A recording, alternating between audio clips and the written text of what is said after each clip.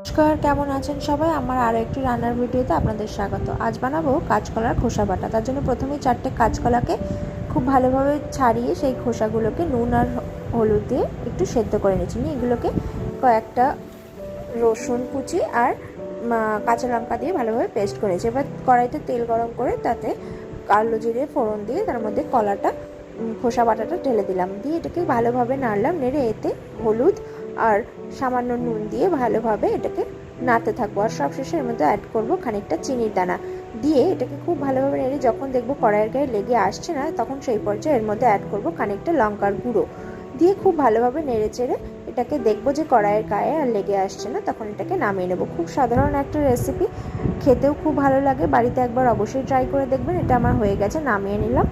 ভিডিওটা আজকে এখানেই শেষ করলাম। ভালো লাগলে লাইক করবেন, শেয়ার করবেন, কমেন্ট করবেন আর পেজটাকে অবশ্যই ফলো করে দেবেন। আজকের মতো বাই।